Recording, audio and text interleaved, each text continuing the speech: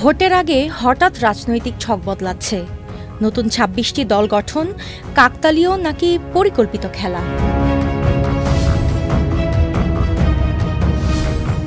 নির্বাচন আসতে না আসতেই যেন রাজনীতির আকাশে নতুন তারার মেলা।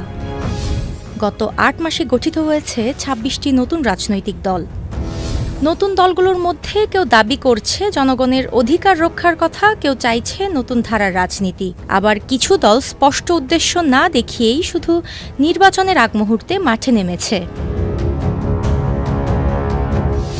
নানা আদর্শ আর প্রতিশ্রুতি নিয়ে এই দলগুলো ভোটের মাঠ গরম করলেও তাদের গঠনের সময় ও প্রক্রিয়া নিয়ে তৈরি হয়েছে নতুন প্রশ্ন, আছে কৌতূহল। রাষ্ট্রবিজ্ঞানের দৃষ্টিতে রাজনৈতিক দল হচ্ছে জনগণের মতামত সংগঠিত করে রাষ্ট্র ক্ষমতা লাভের উদ্দেশ্যে গঠিত একটি সংগঠিত প্রতিষ্ঠান। এদের লক্ষ্য নির্দিষ্ট নীতিমালা ও আদর্শের ভিত্তিতে রাষ্ট্র পরিচালনা। রাজনৈতিক দলের মৌলিক বৈশিষ্ট্যের মধ্যে রয়েছে সংগঠিত কাঠামো গঠন, স্পষ্ট নীতিমালা প্রতিষ্ঠা, জনমত গঠনে সক্ষমতা, নির্বাচনী প্রতিযোগিতায় অংশগ্রহণ এবং রাষ্ট্রীয় শাসন ব্যবস্থায় কার্যকর ভূমিকা রাখা।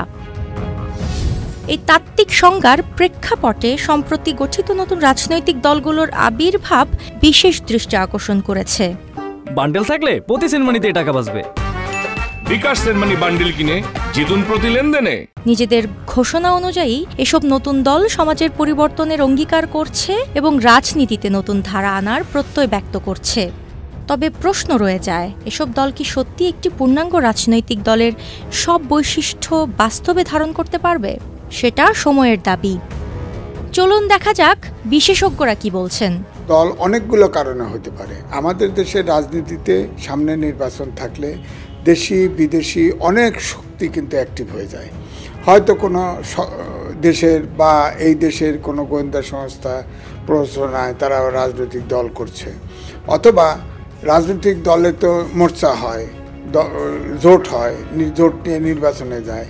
হয়তো তারা একটা নির্বাচনী দল করলো, তাতে করে দেখা যাবে যে তারা কোনো জোটে গিয়ে একটা দুটো বা চারটে সিট পেল, যদি এমপি হয়ে যায় বা মন্ত্রী হয়ে যায়, এটার একটা সম্ভাবনা। দুই হচ্ছে রাজনীতিটা কিন্তু আসলে বাণিজ্যিকরণ হয়ে গেছে। রাজনীতি করলেই যেন টাকা বানানো যায়, এটা একটা সামাজিক প্রতিপত্তি পাওয়া যায়।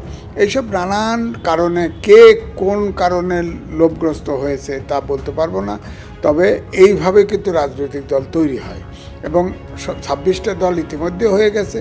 এটা আমার বিবেচনায় অনাকাঙ্ক্ষিত। এসব নতুন দলের জন্মের পেছনে থাকতে পারে একাধিক কারণ। কিছু দল গড়ে তোলা হয় ব্যক্তিগত রাজনৈতিক উচ্চাকাঙ্ক্ষা বাস্তবায়নের জন্য, কেউ কেউ গোষ্ঠীগত স্বার্থ রক্ষায় এগিয়ে আসে। আবার অনেক ক্ষেত্রে বড় দলগুলোর ভোট ব্যাংক ভাগ করে নেয়ার লক্ষ্য থাকে। আবার কৌশলগতভাবে নির্বাচন প্রক্রিয়াকে জটিল করাও হতে পারে একটি উদ্দেশ্য। নির্বাচন কমিশন জানিয়েছেন, নিবন্ধনের প্রক্রিয়ায় যথাযথ তথ্য ও কাঠামো না থাকলে কোনো দলকেই চূড়ান্ত অনুমোদন দেয়া হবে না। তবে নির্বাচন পূর্ব সময়ে এমন রাজনৈতিক গোলকধাঁধা সাধারণ ভোটারদের মাঝে তৈরি করছে বিভ্রান্তি। নতুন নতুন দলের উত্থান আদৌ গণতন্ত্রের সৌন্দর্য নাকি রাজনৈতিক কৌশলের পর্দার আড়ালের খেলা? এই প্রশ্নের উত্তর এখন সময়ের অপেক্ষা। UK Asha, channel I.